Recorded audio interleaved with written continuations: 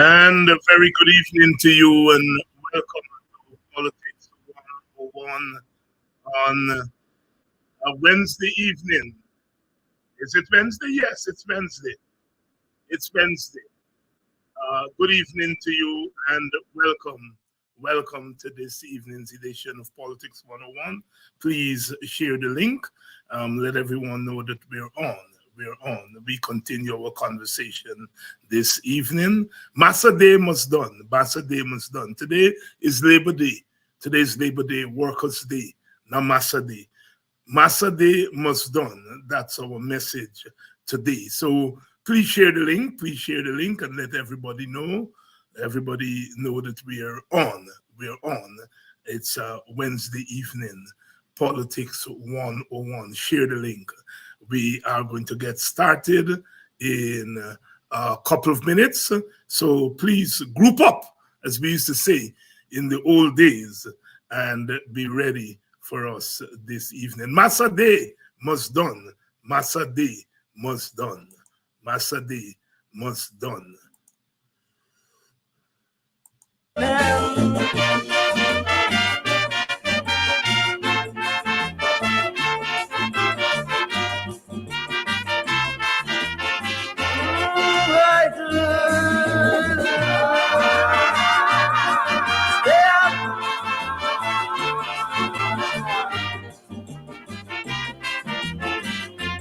Used to boast about our land, saying we have racial integration. We told the world that our country is an example of love, peace, and racial harmony. But all that's now a fake. The country club issue made us wide awake. But that's a drop of water, my friend, in an ocean of discrimination. So please, won't you tell country club? And what must you tell them? Masa Day, Masa. We want no racialism in our countries, no prejudice or color must divide in this land, must belong to everybody. So tell the Portuguese club to come on our island, to hell with Junction and Chinese Association. These lands only has room for us West Indians. We want no division. Masa Day, Masa.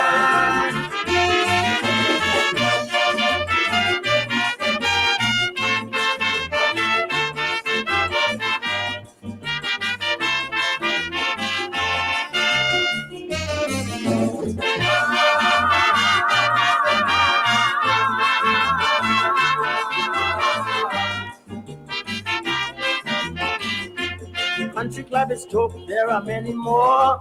Our banks give us loans based on our color. You get certain lawyers to defend you in court. The color of your skin or prestige is your passport. Massa in hotel, drinking rum and whiskey, and he living swell. And the poor man catching his tail, and if he thief to live, they throw him in jail. So please, won't you tell them massas? I want to hear you say, Masa Day, Masa. Amen.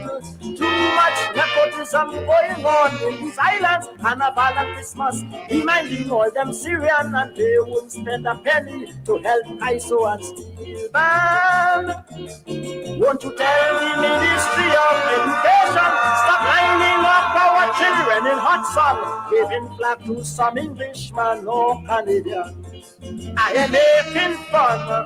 Masa Day, Masa.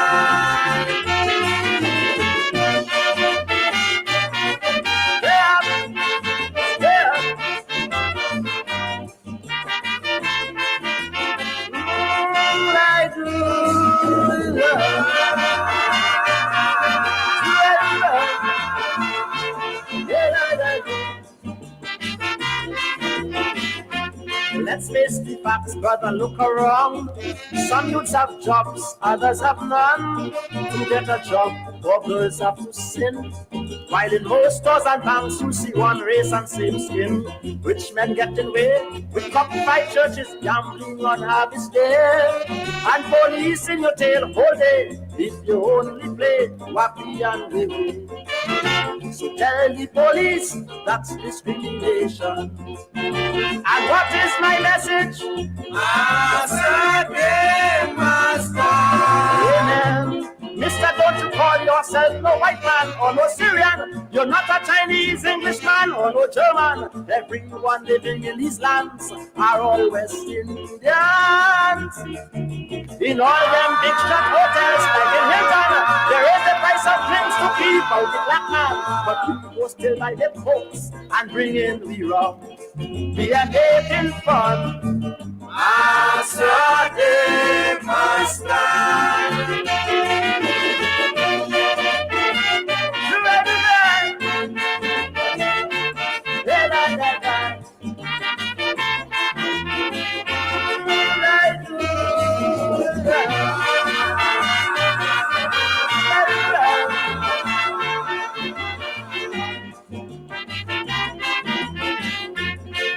Governments in the Caribbean must now put a stop to all of this sin.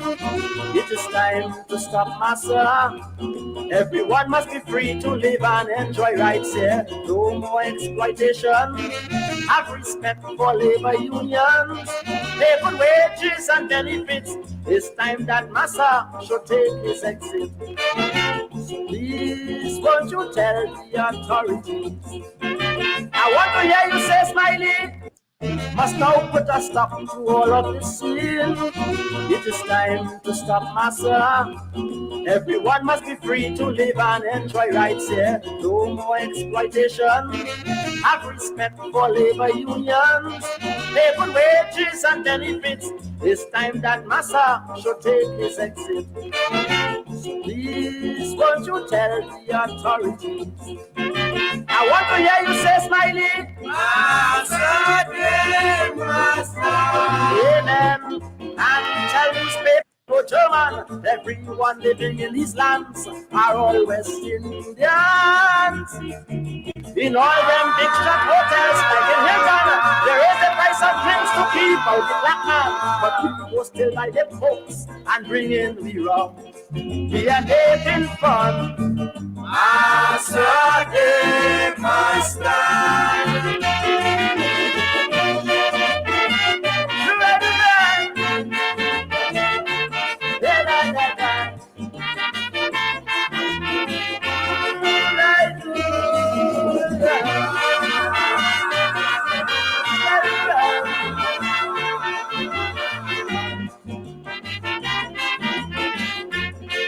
Governments in the Caribbean must now put a stop to all of this sin.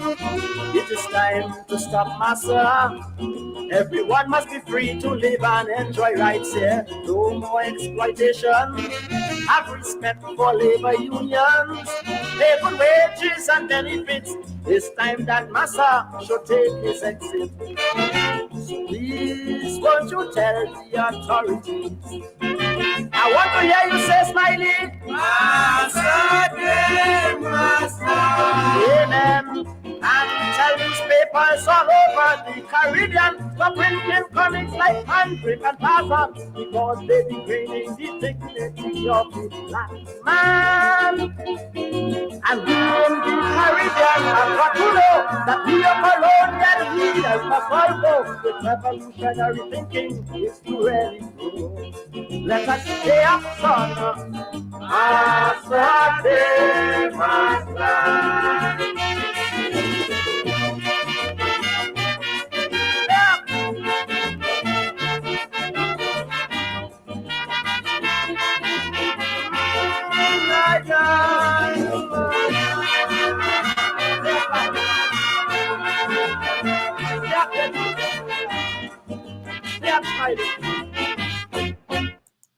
Yes, Masa Day was done. We not making any fun. Masa Day was done. Masa Day was done. The mighty chalked us there. Dr. Hollis, Liverpool. Dr. Hollis, Liverpool. The mighty chalked us. Stay up. Masa Day was done. They must pay the trade unions. Masa Day must done. Good evening to you and welcome to Politics 101. It's a Wednesday evening. We are continuing our conversation. It is today, the 1st of May. It's Labor Day, May Day, Workers' Day. It's a day that is set aside, has been set aside to honor workers, workers. Way back in the 1840s, Karl Marx said, "Workers of the world, unite. You have nothing to lose but your chains." And today, that call, that exhortation, uh, that is so relevant in our Guyana as we observe another Labor Day. It is even more important for us today because we move into a new era. We are moving into a new era. Some would say we have moved into a new era, the era of the petro state. Labor becomes important again, as it has always been. It is labor that led the way to independence. The so-called labor riots of the 1930s struck the final blow for independence in our Caribbean. It was labor. It was the labor unions that led the way. The first union in our part of the world, 1919, the Guyana Labor Union, led by Hubert Nathaniel Critchlow. It was labor, always leading the way. And today, when they're all coming to Guyana in search of El Dorado again, labor becomes important again.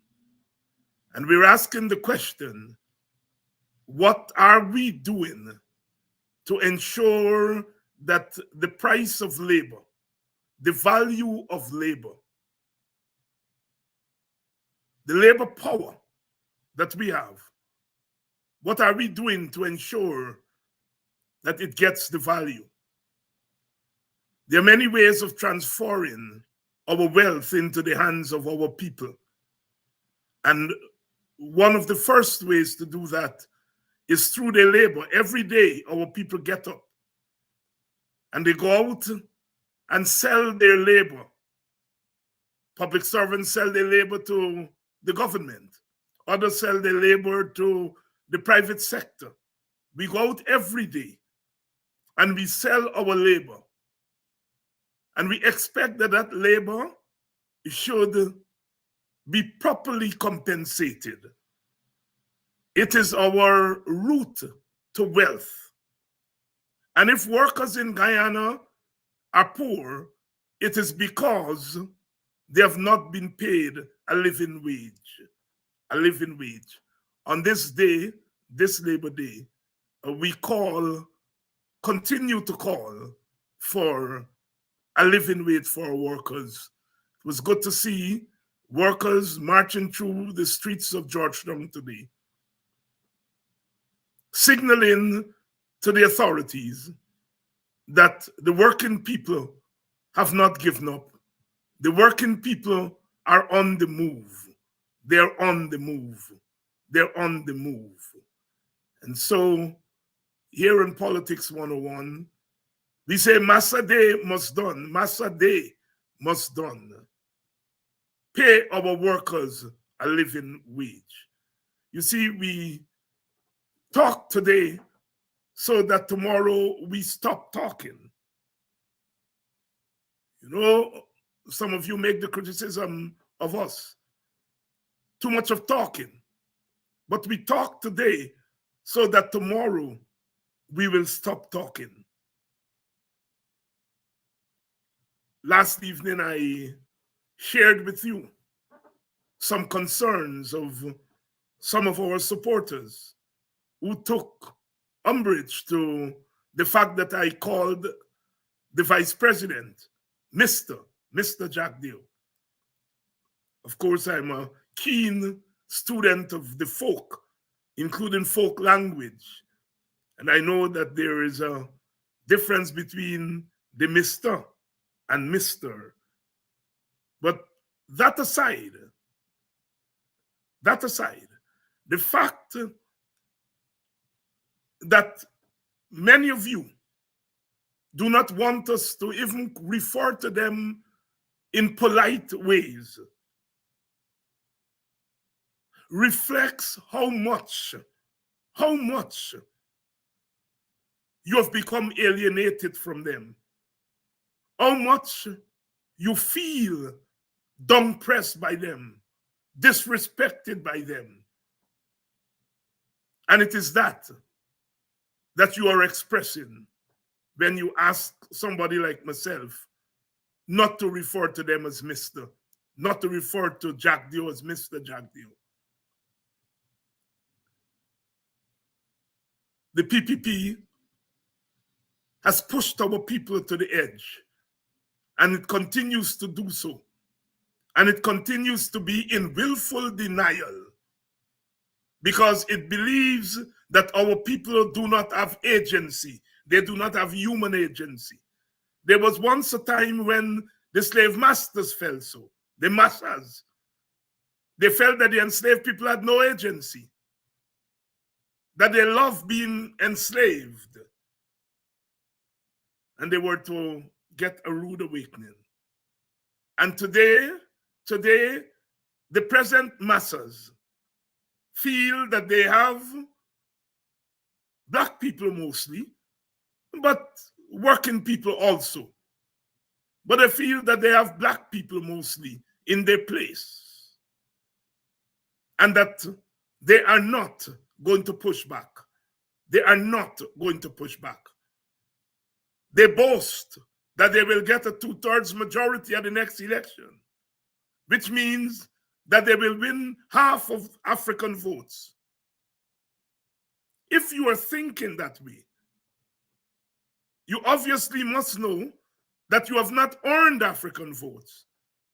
And that if you're going to get half of the African population to vote for you, although you're bulldozing their homes, you're bulldozing their businesses, you're refusing to meet with their unions and to pay them a living wage, you're shooting down their fathers and their sons in their bed and in the bright daylight, you're spitting on their mothers, on their sisters, you're killing them left, right, and center, that you feel that although you are doing that, half of them will vote for you.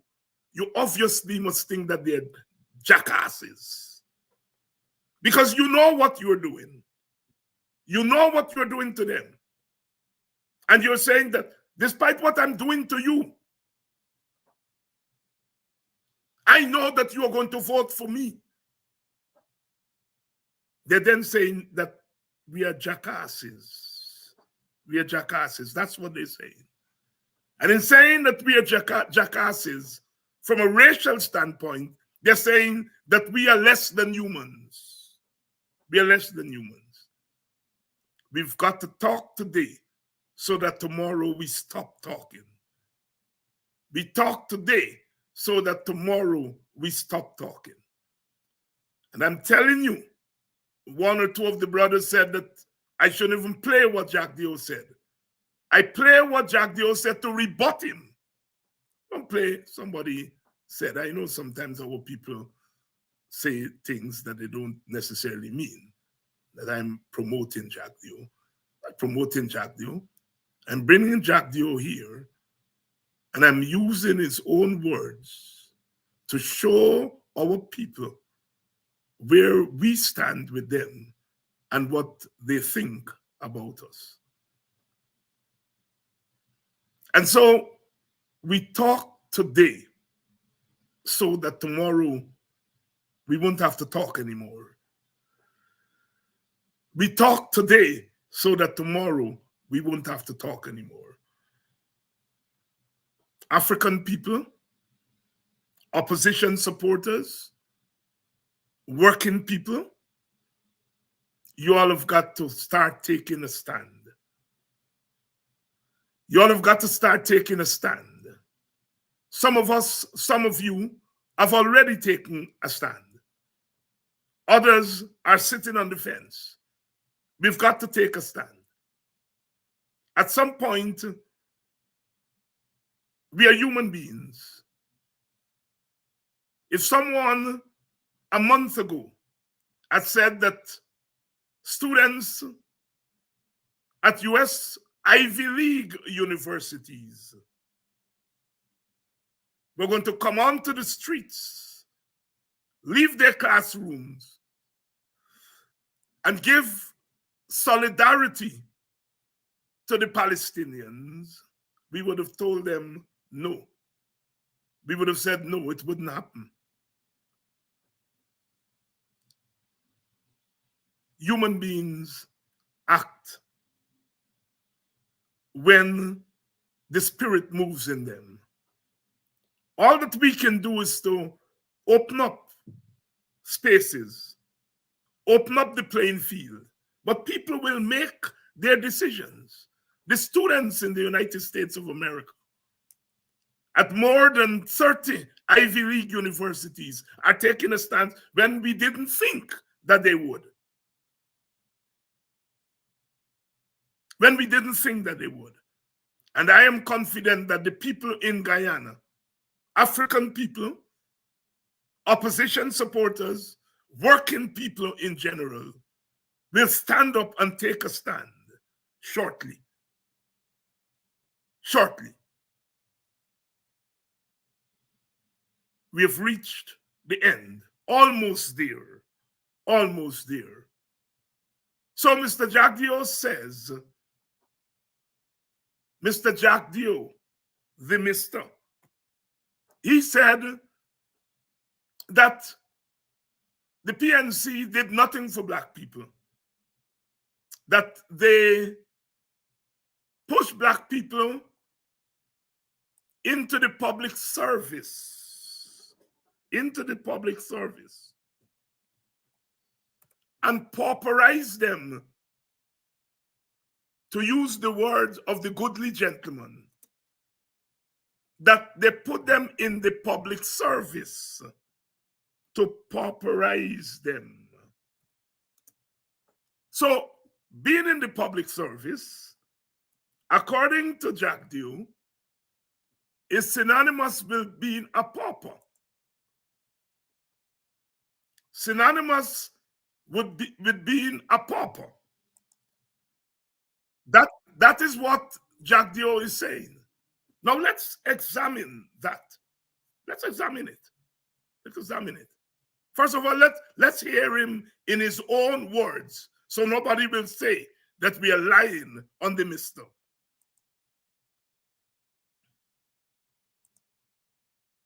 Of wealth in favor of other races. How is it that for 33 years of our independent Guyana, 58 years of independent Guyana, when you had the control over state power, you were running the government, how could you ensure that Afro-Guyanese grew? How could you not? Because they pauperize Afro-Guyanese.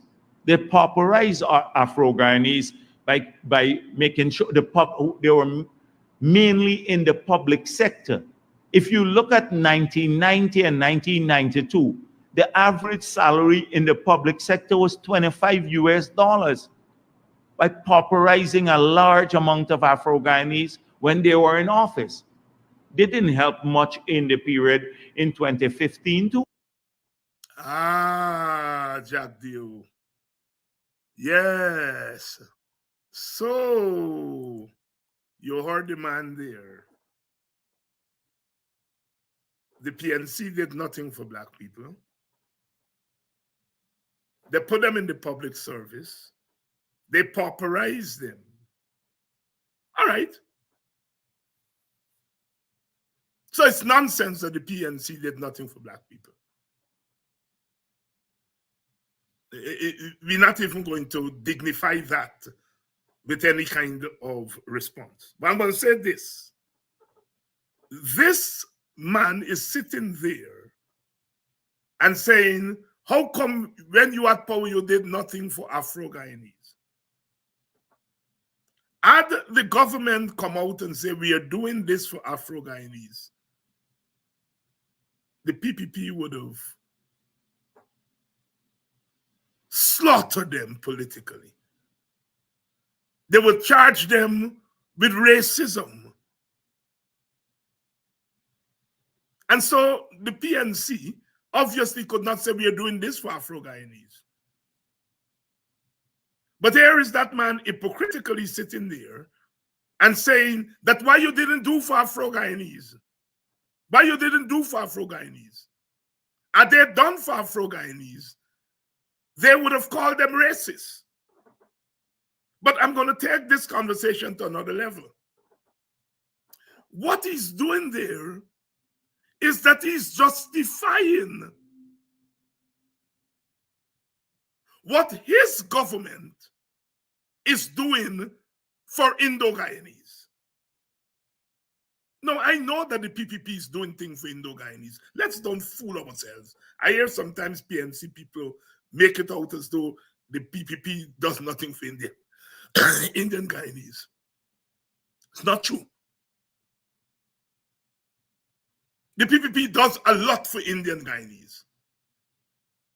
It does a lot for the Indian Guyanese bourgeoisie, the Indian Guyanese rich. It does less for the Indian Guyanese poor, but it still does some things for Indian Guyanese, as Indian Guyanese. The government policy towards sugar workers is an Indian Guyanese policy because the vast majority of sugar workers are Indian Guyanese, and your policy towards sugar workers would benefit Indian Guyanese. So the government does, the PPP government does for Indian Guyanese. And what Jack Dio is saying is that why you cussing me for doing for Indian Guyanese? You had power and you didn't do for African Guyanese. Like I said, it is not true that the PNC didn't do for African Guyanese. The PNC did things for African Guyanese. They weren't bold, as Jack Dio to say, that we are doing this for African Guyanese. But they did things for African Guyanese. They just would never say it in that way. So Jack Dio knows that they did things for African Guyanese. What he's doing, he's saying, why you cussing me for doing for Indians? The problem, Jack Dio, Mr. Jack Dio, is that nobody, certainly not David Hines, is saying that you shouldn't do anything for Indian Guyanese. They voted for you.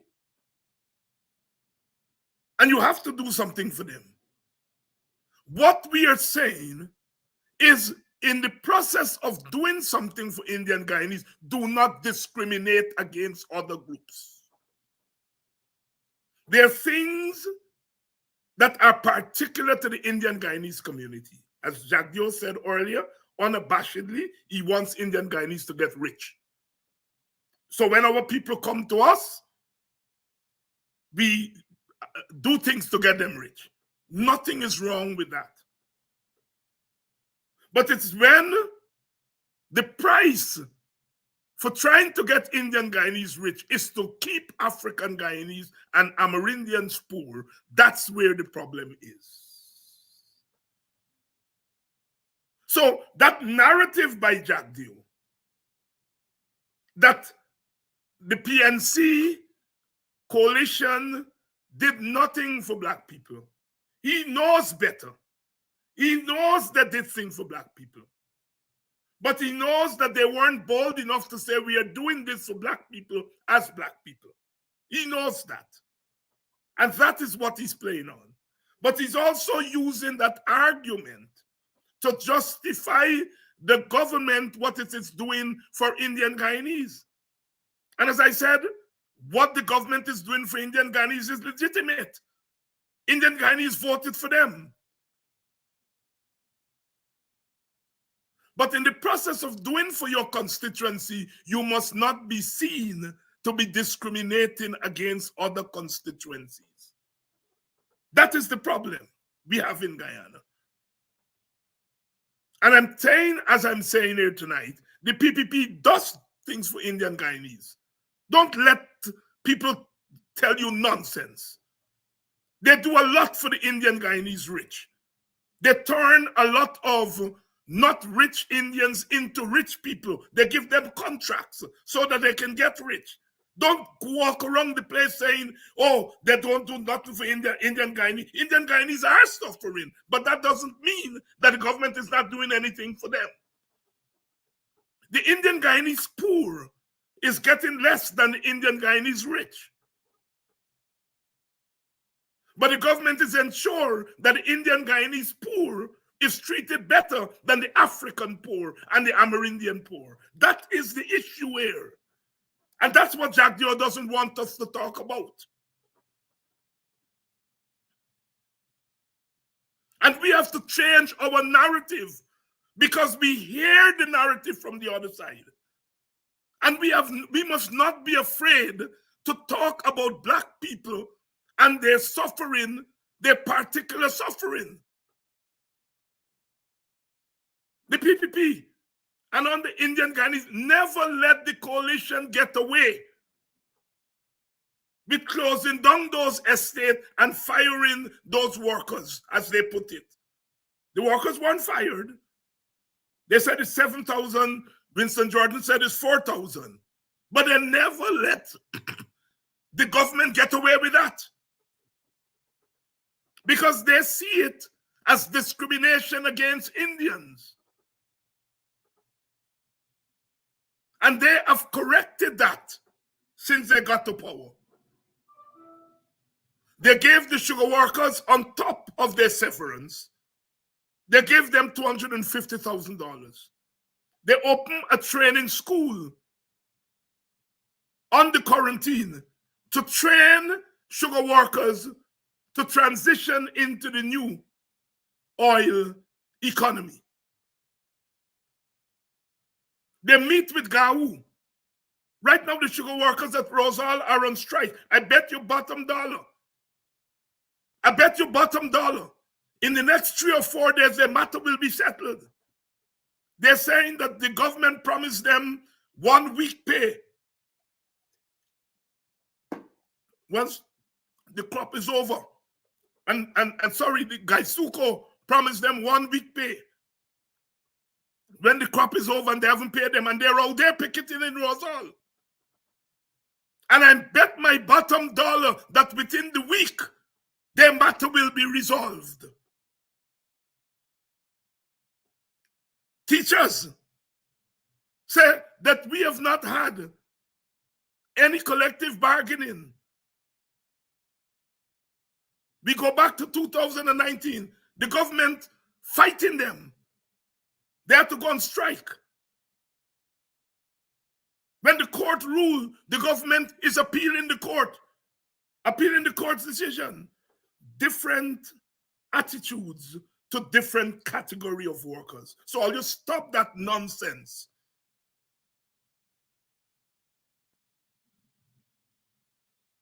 All governments push back against its citizens. But in societies like ours, the governments tend to be partial to one set of citizens, even as it is oppressing them.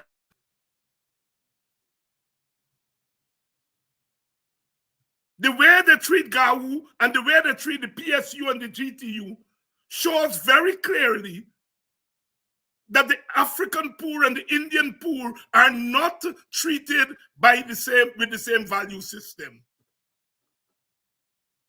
And so our narrative, I am playing Jack the O's so that you all can hear his narrative. Those who work in the public service are paupers. He said that. The PNC put them in the public service to pauperize them. And what his government is doing? It is pauperizing them 100 times more. 100 times more. They're paupers. Understand language. Nomenclature is the big word we use in academia. Understand narrative. The PNC wanted to keep black people poor. They ought to be stupid if that is the case. But of course, that's not the case. Why Jack Dio knows that they want to keep them poor? They put them in the public service. Of course, they were in the public service before the PNC came to power. It was the colonial order that drove black people into the public service. They weren't always there. But Jack Dio's central thesis is that the public service is a place where paupers work.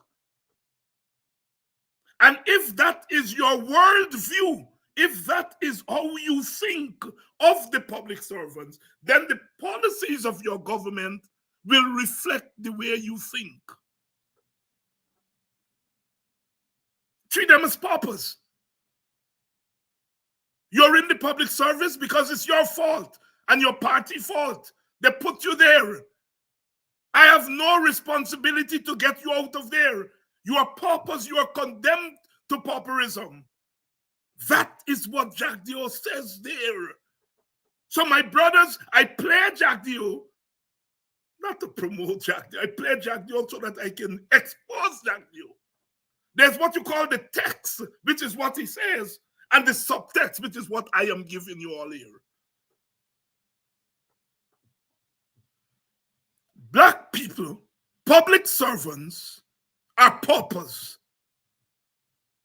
And if you believe that, and you believe that they are equal citizens, and you believe that the public service is essential to the running of the country, you will enact policies to depauperize the public service.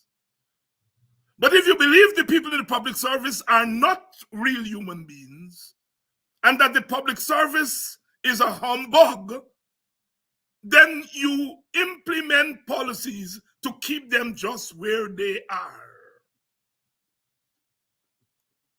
Keep them just where they are. Note what I am saying here tonight. This is what the PPP thinks of you. So when I hear some young black people chatting nonsense, some of them innocently, you know, development. You all come to Politics 101 and understand what you all are signing up for. Every African who joins the PPP or go on the PPP bandwagon, responding to the nonsense, they are enemies of African people. They are allowing themselves to be used as props to beat up African people. Because what Jack Dio is saying is that, look, they get sense. They come out of the public service and they came over to us. The objective of the outreach to the African community is not to depauperize them, but to bring them to join the PPP. Jack Dio said that. I played it here. I am glad Jack Dio spoke out. I'm glad. And I'm glad he went on this subject. Because I wanted him to give his real view on this subject. Let's hear a little bit more about what this chap is saying. So you had 23 years of control over the executive and 36 years of control over the parliament, basically, because from 2012 to 2015, they had a one-seat majority. 36 years of our 58 years, they had control over the parliament. How did they use this in favor of Afro-Guyanese? The entire country, including the lives of many Afro-Guyanese, was negative all the time. So it is, I'm going to say, it's not that, it's the scholarships, it's the jobs, it's the land that were allocated. Just look at the last 4 years and you will see it's not one else. They have to be for me. But they're not really, because they want to keep you in that state. And that is what they capitalize on.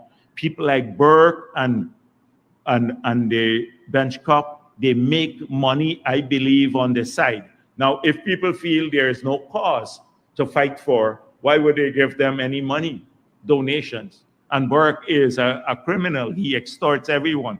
I think he's worried more about the donations he will not get anymore in these places. So that's why you see such kinds of reaction. And it is something, I don't have enough time to explore it, and it is something we need to talk a bit more about and put these same people under scrutiny because they were in office. They, Heinz, he now suddenly has all of these things and suggestions. But when they had the cushy jobs in the 5 years, you think they cared about any Afro-Guyanese getting land? You think they cared about anything else? They were looking after themselves.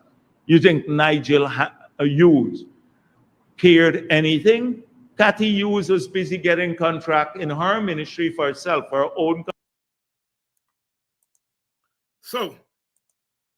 So, he give me a little call. Heinz all of a sudden has all these suggestions. But where were those suggestions from Heinz under the coalition? They didn't care about black people, Heinz and them. Nigel Hughes didn't care about black people. That's the message. So,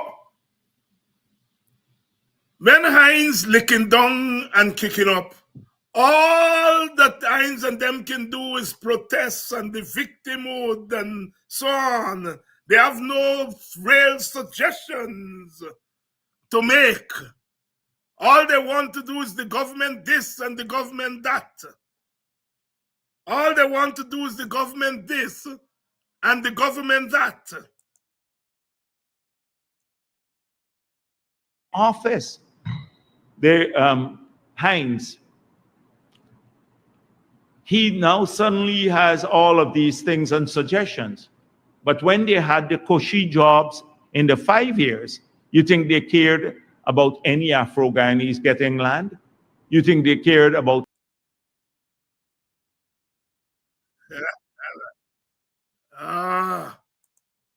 So you all heard for yourself. First of all, he said I had cushy job under the coalition, and he has repeated that over and over again. At some point, he and I will have to talk about this cushy job that I had. But anyhow, so all of a sudden Heinz has all these suggestions.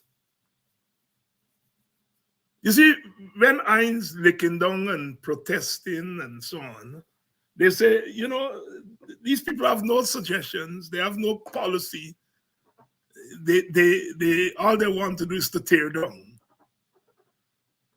But now we putting forward policies, as he called them, suggestions, right? He gave him a little break there.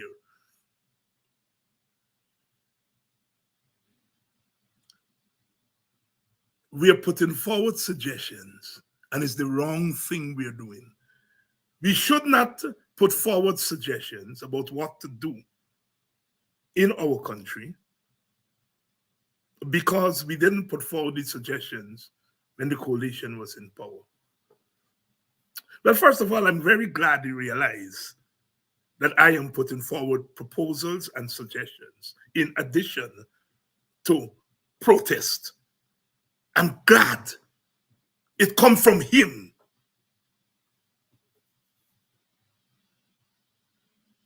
Struggle is multifaceted. We walk on several planks at the same time. We protest, we expose, but we also put proposals on the table. And we don't put proposals on the table just for the sake of putting proposals on the table. As you know, our big proposal is the cash grants. The cash transfer, sorry, not cash grants.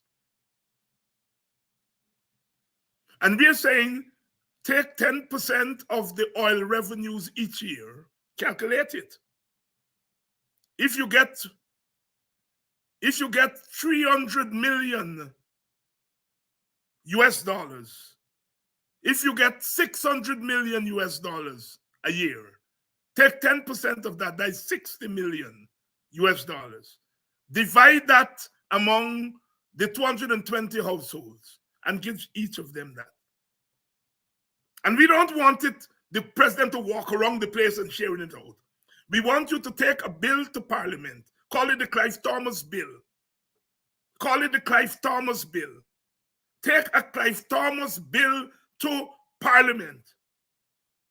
Ask the Parliament to debate this policy proposal to take 10% of the oil revenue each year and to give it to each household. And you can put conditions to it. You can say each family that gets it must commit to sending their children to school every day. Each family must take their children to clinic. It is called conditional cash transfer.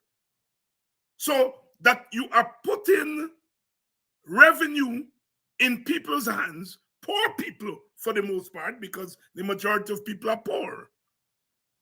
Some of the rich people may not have need for that cash transfer. You can get it from them back in taxes. They can donate it to some organization, some charity. But poor people will welcome that money.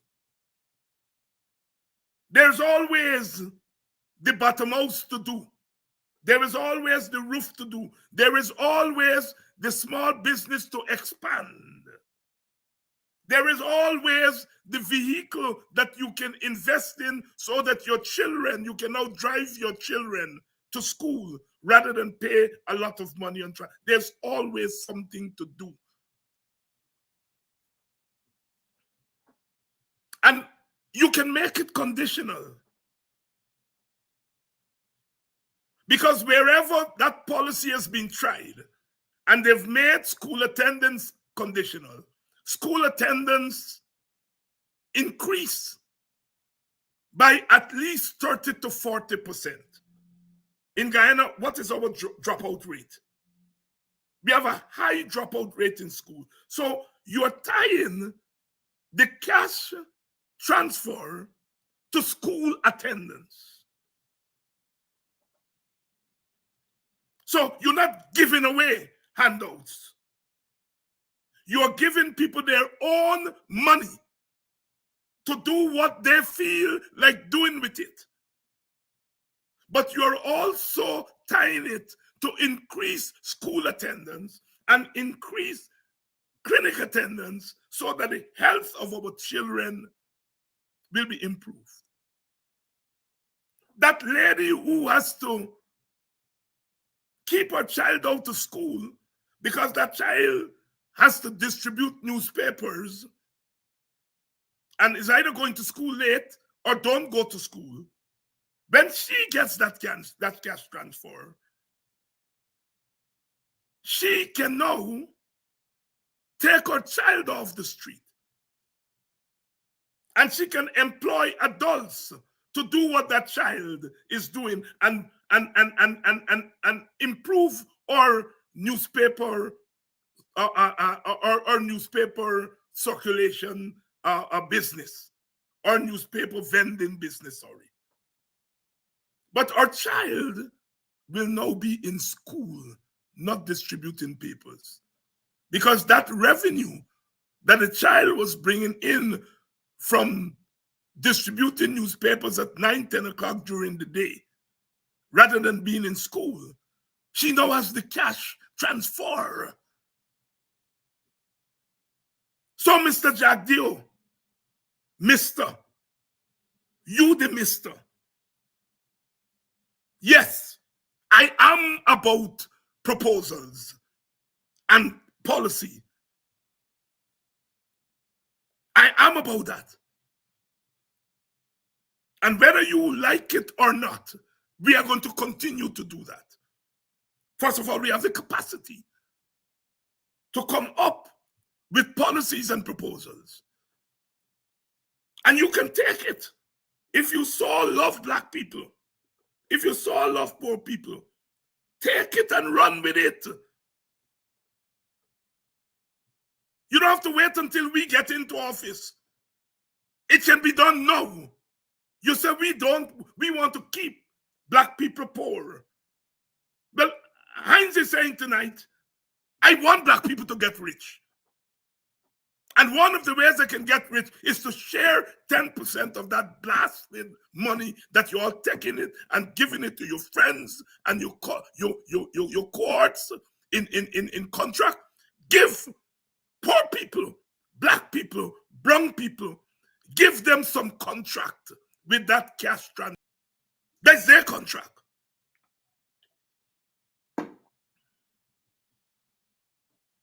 I'm glad you realize that we got proposal on the table. I'm glad that we got proposal on the table. Take the control out of the control of our oil, out of the grip of you and your government. Set up a national oil company. Set up a national oil company. That national oil company can bid for blocks. They can bid for oil blocks. The national oil company become a business, not controlled by the government. The oil industry should not be controlled by Jack Dio. Set up a national oil company to look after the interests, the national interests of our oil and gas. I heard it talk about National Petroleum Commission. We are saying a national oil company, a business, a government business. And while we were on the business of oil, he said that Nigel Hughes talking about no African getting oil blocks, and that they give 2 oil blocks to 2 African groups, 2 African companies. And Nigel Hughes is not talking about that. Well, first of all, I have news to him. The fact that you all gave oil blocks to 2 African companies is because of Nigel Hughes. If Nigel Hughes did not expose it to the world, you all would have continued. So you all give 2, the next go wrong. I want you all to give 10 times 2. We're not satisfied with 2. 2 out of 20, 2 out of 40. That is not equitable. So first of all, is we make you do it. Is Nigel Hughes make you do it? That's 1. 2, it's a token. Yes, we welcome it, but it's a token. We need more. If you love Black people and you want them to get rich, give them more. Give them more oil blocks. You see, you give the 2 oil blocks because you want to use them as talking points. And you want to get the Africans that you give the oil blocks to kiss your ring. That's what you're about. If they want to kiss your ring, that's their personal business. But we are saying that our people must not have to kiss anybody's ring to get their fair share in this country. That's what you're saying, Jack Deal. That's what we're saying. You talk about suggestions, you say, Heinz now have all these suggestions. Yes, I'm glad you realize that we got suggestions. We got policies. I want to remind you that the cash transfer proposal was made in 2018 August, 2 years before the coalition government was hounded from power. So yes, Jack Dio, you're lying when you say Hines and them only making the proposal now. You're a damn liar. The proposal was made when the coalition was in office. So you're saying we only making proposal now. Hines only making proposal now. During the coalition time, he didn't make any proposal.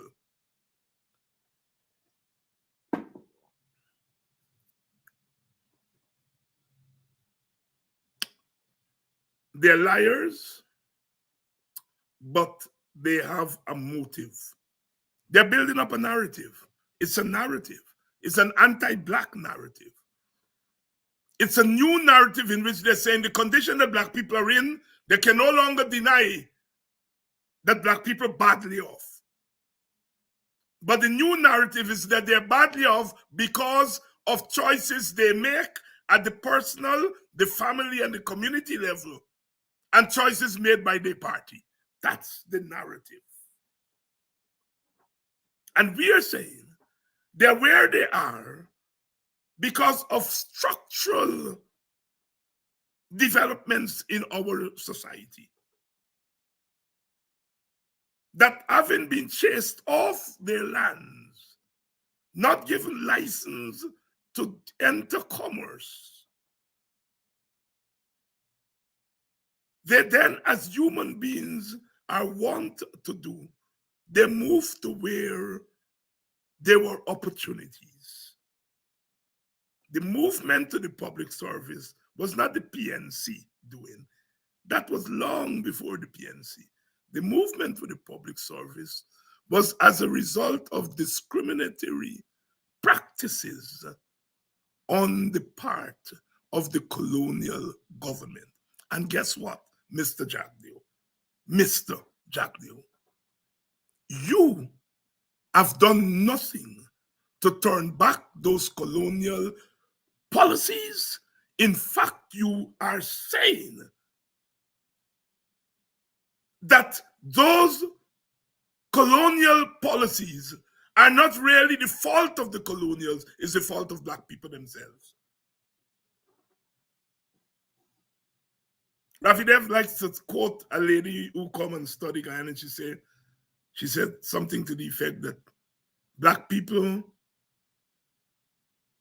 work to live and Indian people live to work. Black people work to live and Indian people love to work. My friend Ravi likes that. He likes that. Because, you know, the thesis is that black people work to live. So when they got these lands, they planned food to eat. They didn't plan food to export. Indian people didn't plan food to eat. They planned food to export. So they're rich today. What that lady and Rafi Dev are not saying is that Black people were not given license by the colonial government to engage in business.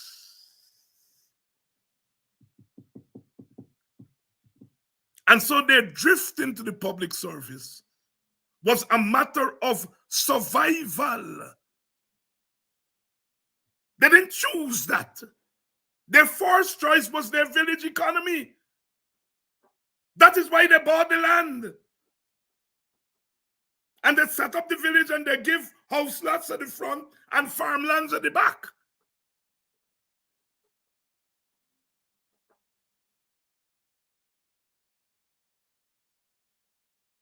And you know what? Physically, they turned the wild coast into a livable space. Walter Rodney talked about the tens of thousands of shovels of dirt that was dug. The canals, the seawall.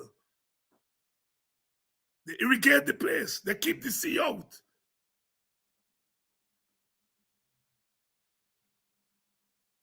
And then when they got into the public service, they made the government work. They went into the police force to defend the community while it sleep at night, to protect the community while it sleep at night. They went into the army to defend the nation. Those who were making their money because they got license and opportunities to do that. It is the African police who got to protect you all. And it's the African soldier who has to protect the borders. So they turned the wild coast, they tamed it with the physical labor without any pay for 400 years. And then after that, they were pushed into the public service. They created government. They created a government service. They made it work. They defended the nation. They protected the nation. They become nurses. They deliver your babies. They heal you when you're wounded. They became teachers. They taught you and your children.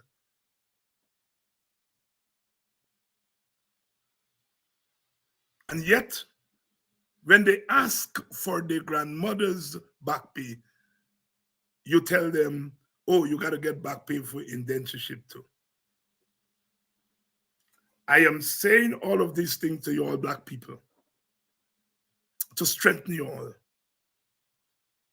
Not to believe the narrative that is peddled there, that there is another narrative. Your fight is not against your Indian brother and sister.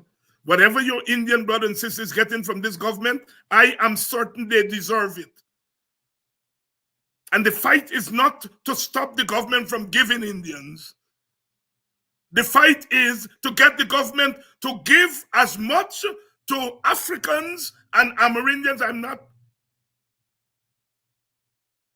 I'm sure Amerindians don't want me to speak for them, but I have to put in that fact.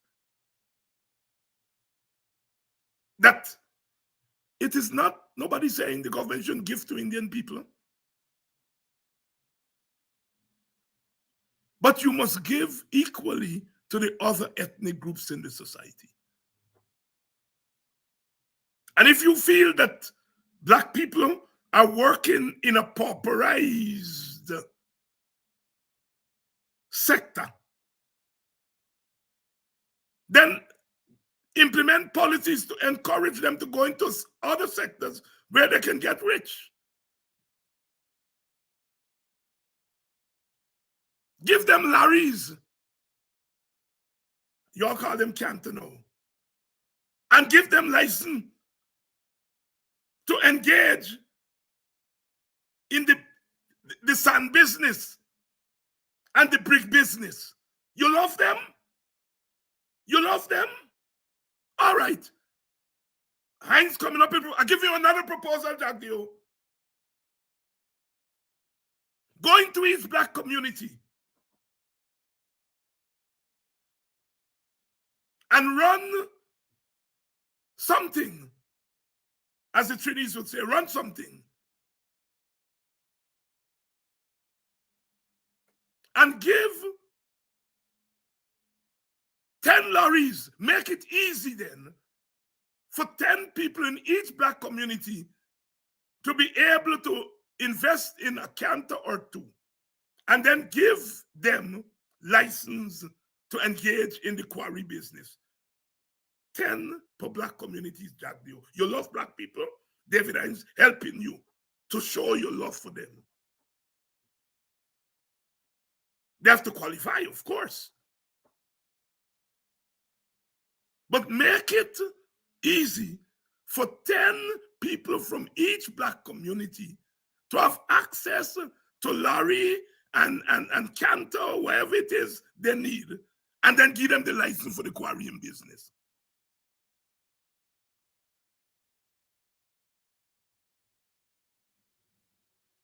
you love black people, and you want suggestion as to how black people should get rich.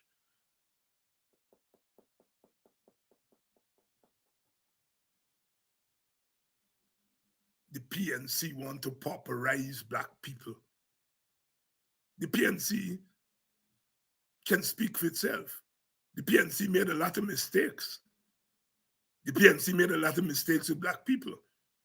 But I don't think that the PNC don't want black people to get rich. But it serves Jack Dio purpose to say that.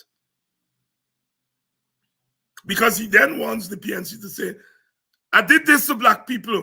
I did do that for black people. All them housing schemes for black. And then they're going to say, you see, the same thing we said, they were discriminating against Indians.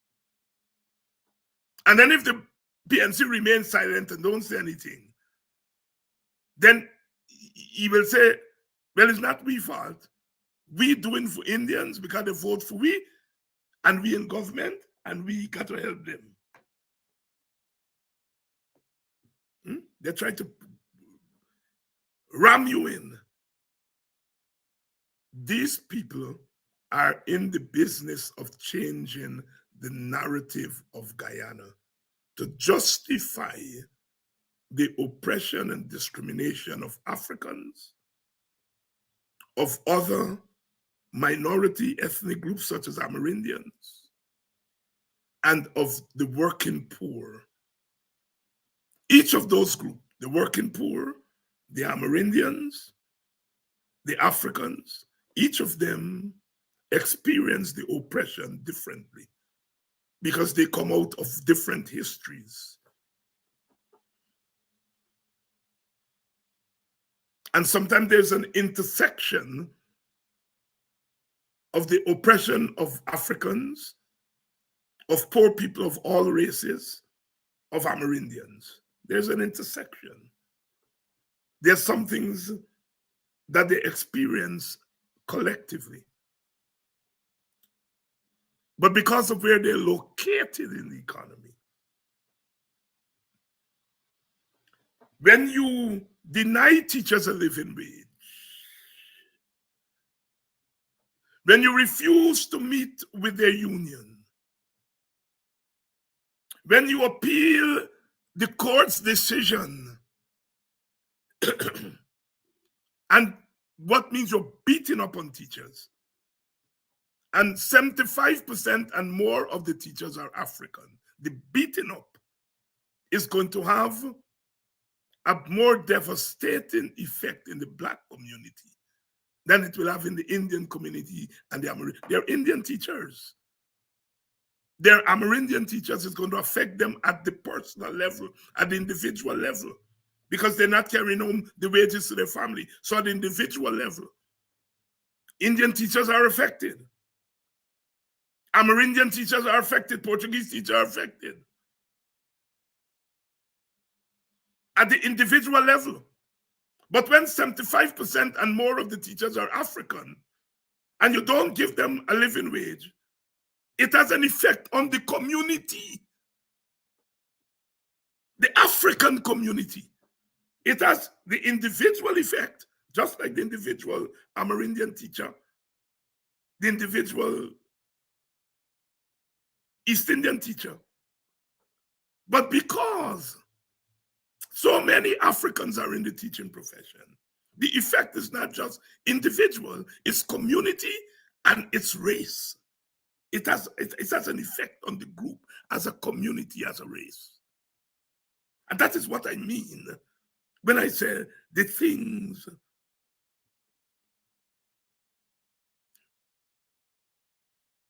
if you assault sugar, if you assault sugar,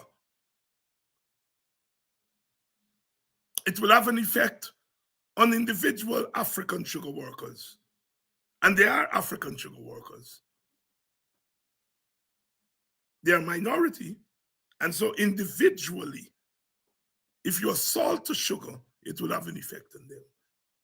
But because the majority, more than 75% of sugar workers are Indians, when you assault sugar, it will have a devastating effect on the Indian community. Comrades, brothers and sisters, this is real talk. This is what we are into.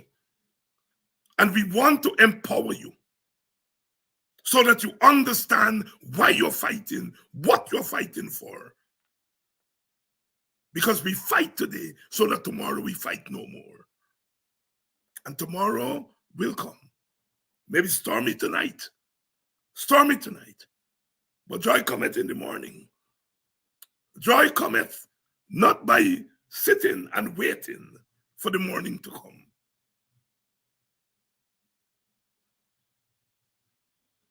But by getting up and fighting. The fight will take root in different ways, in different places. When the brothers in Brooklyn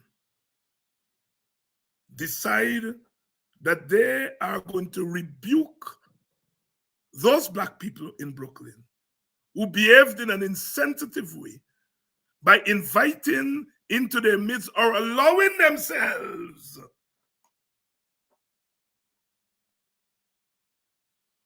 to be used as pawns for a man who presides over a government that is denying wages and salaries to their own people. Their people, meaning the people in Brooklyn, to their people in Guyana. They're spitting on their women. They're bulldozing their homes. They're licking down their businesses on the seawall. And you are using your business to accommodate a man who has no intentions to do good by your people at home. You ought to be rebuked. And it is not for David Hines to tell people how they must rebuke. And if the brothers and sisters in Brooklyn decide the way to rebuke is to ask people not to buy from those businesses until they apologize, that is their choice, and it must be respected. Some of the businesses, I understand, have apologized. Bingo. They've learned their lessons. Sometimes in life you have to make some tough decisions.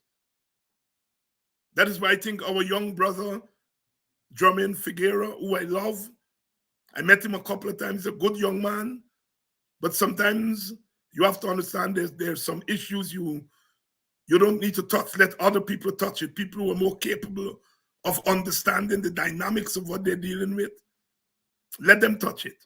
That letter to the newspaper by Comrade Jermaine was uncalled for. That letter is being used by the oppressor. Brother Jermaine, I love you. I love you. But learn your lesson, my brother. Don't get into certain fight unless you really understand what the fight is about. That fight in Brooklyn is not about boycotting businesses. That's not what the fight is about.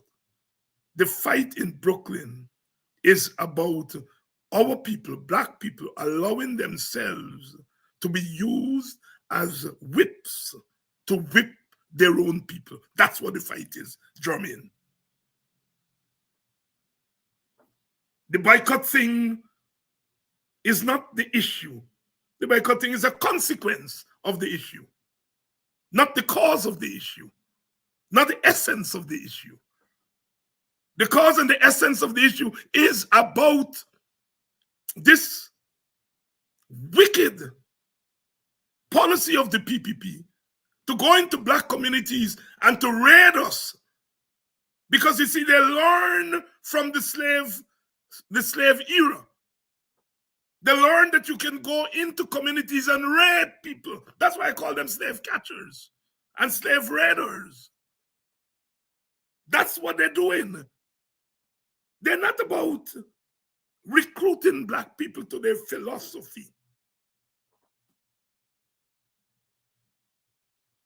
It's about raiding the black community. It's about catching slaves in the black community, quote unquote slaves, because we are never slaves. We were never slaves. That is what that man is about. That's what he went into Brooklyn to do. And you're all going to see your pictures in party ads. Because you see, we have them rocking back in Geneva, from Geneva to wherever. They're now on the back foot. And they want to go into the black community to take out pictures with you all and to send it to the International Decade of the People of African Descent panel and say, Nigel Hughes was here, Olive Sampson was here, Darren Reid was here, and they were telling you we discriminated against black people. Look, we went into Brooklyn. Look how they love us.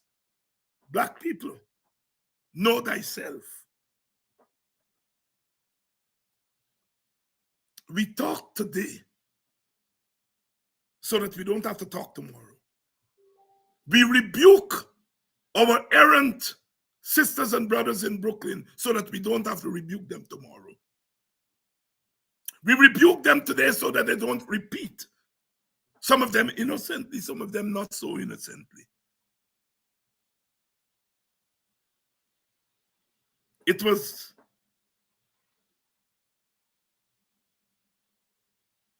always the view of the other that black people are malleable, that we can always be bought, that they've messed with our minds during slavery, and that they're moving in to take advantage of that. That is why they don't want people like myself to mess with your minds. Because what we are trying to do is to turn back that mental slavery, to emancipate ourselves from mental slavery. They want us to be kept in mental enslavement. And those of us who are trying to walk us away from that path of mental enslavement, they call us racists. I am prepared to take that call. I'm fighting that fight today so that I don't have to fight it tomorrow.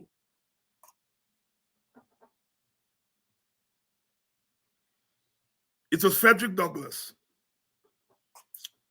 who told us that as an enslaved boy, one day the master approached him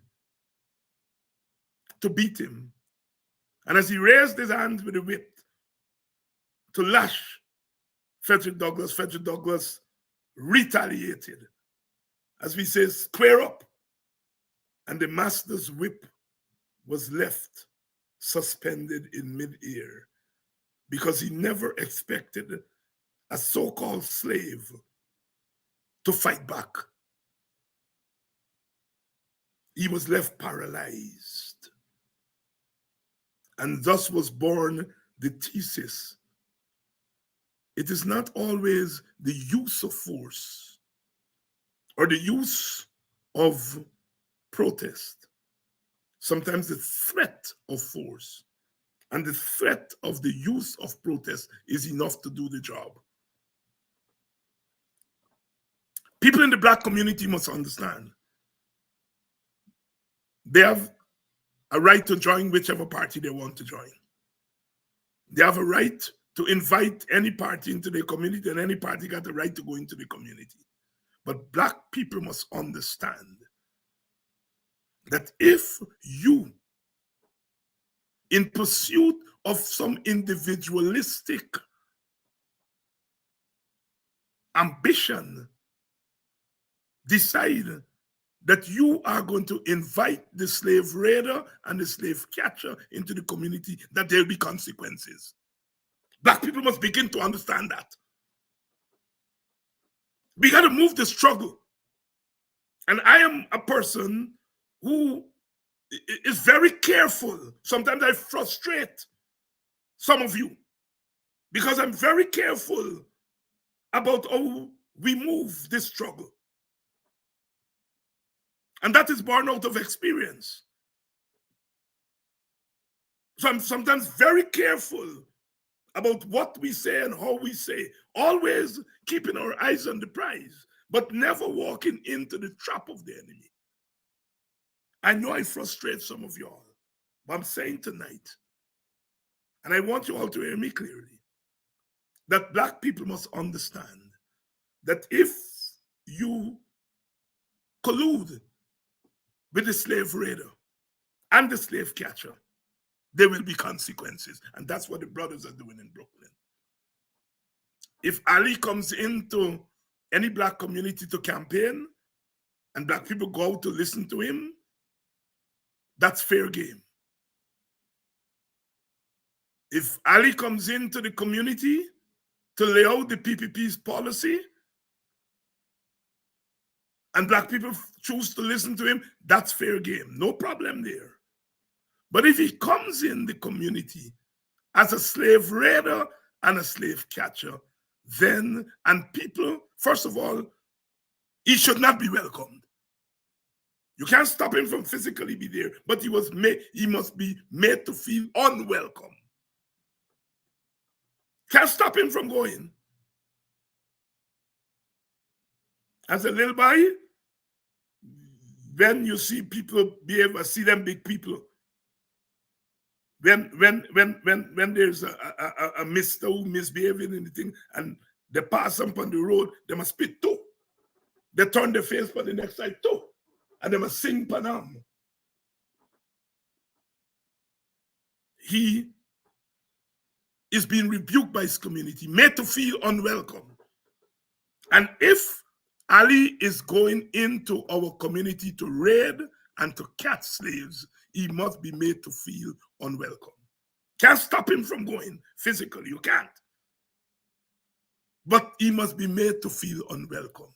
I heard a lady saying, we don't want no segregation, we want to live alone. No, tell him, pay the damn teachers their money. That's what you all should be in his face telling him. Be in his face telling him, give contracts to Black people. Be in his face telling him, don't lick down Black people business for the C1. We don't want no segregation. That's nonsense. What kind of fool is you?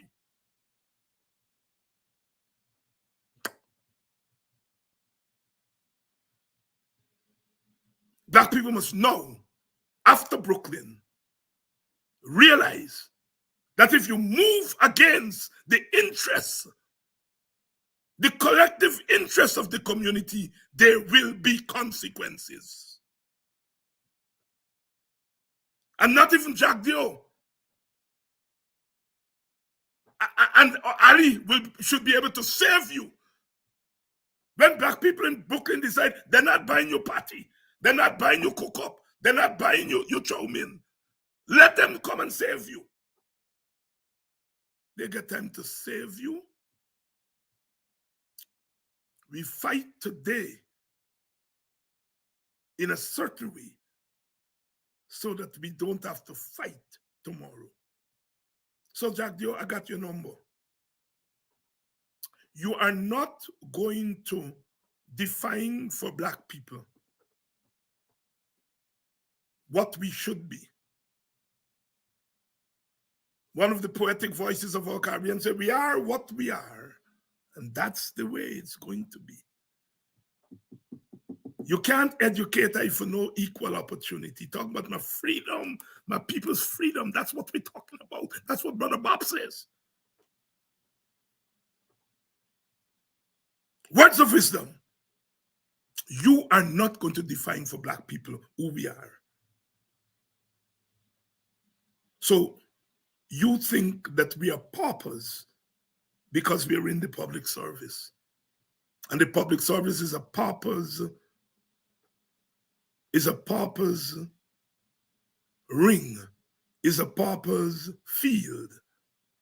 And so your policy towards the public servants is to keep the status quo, the pauperized status quo.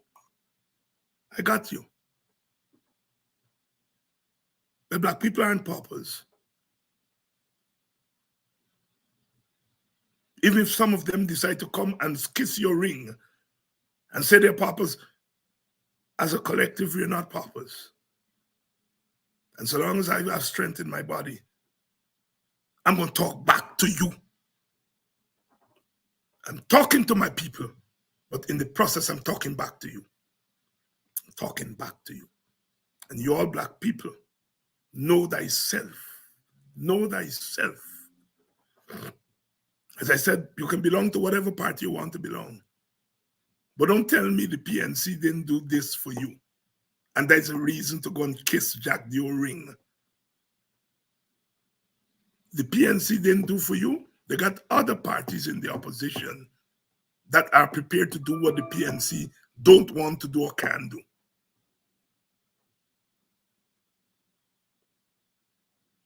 I hold my party, the Working People's Alliance.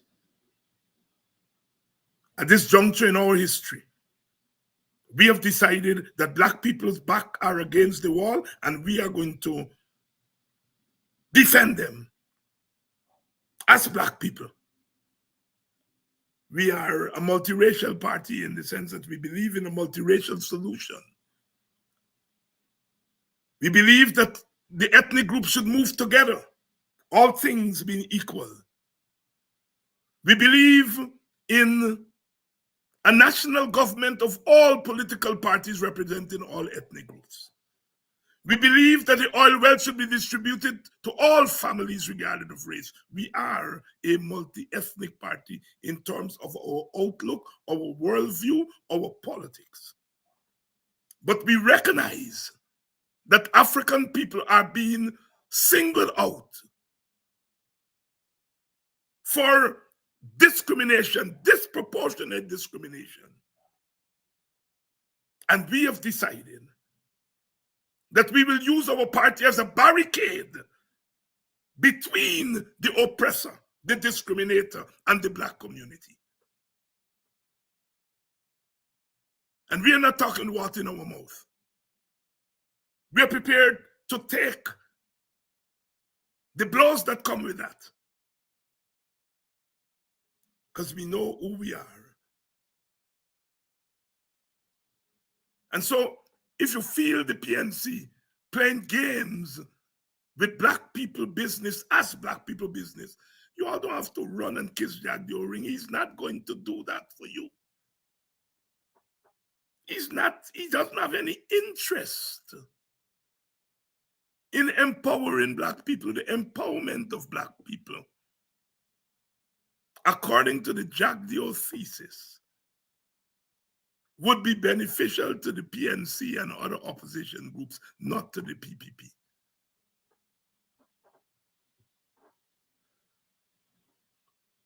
You give 2 oil blocks, we want 20 the next time. If you think we're going to tell them, lady, don't take the oil blocks, take them because you deserve them, so long as you have what it takes to get them, we welcome it. But don't go and kiss Jack the O-ring. One, kiss our ring because it's we who make you get it. If you want to kiss anything, kiss the ring of the people who are in the trenches every day, every night like the night, fighting for you to get the oil block. And human beings, once we smell freedom, we always want more. We should always want more. So black folk, you all got to lead this thing. Our Indian comrades are going to be singled out in the Indian communities for special attention by the PPP, and they don't eat nice. They just eat like curry barbed wire whenever an Indian cross over to an opposition party. They don't eat nice in those communities. So we've got to take the front row of this struggle because we got some Indian and Amerindian comrades on our side, but they must not be called upon to take the front line of the battlefield. Black people have to be on the front line of the battlefield. And in order to be on the front line of the battlefield, you all have to understand where we are, what is being done to us, and how we're going to make our way out of it. we fight in a certain way today so that tomorrow we don't have to fight like that anymore. So we are serving notice. Black people who cooperate with the slave raiders and the slave catchers, there'll be consequences. The consequences. We can't continue in the community to behave as though all is well. You want to join the PPP out of your ideological conviction? There will be no consequence, and there should be no consequences for that. Ali and Jack, do you want to come in the Black community and to sell their policies? They should be able to do so. But don't come in my community to flip roti, because that is not trying to sell your policies to me. That is a photo op. So we don't want you to come and clap roti in the Black community. We want you to come with policies. As I said, create a policy so we can have 5 or 10 African in each Black community to get into the lucrative quarrying business. You love us? Show us that you're not a part-time lover. You're not a one-day lover going into Brooklyn or Buxton or wherever. You're a lover for all the time. And I rather suspect that you don't want to be a full-time lover of Black people. I rather suspect, but since you say that you love us, and since you say David Hines now coming up with all these suggestions, I put in more suggestions. Every day I'm going to give you a new suggestion, Barrett. I love you all. And the love comes from a deep place. A place of identity.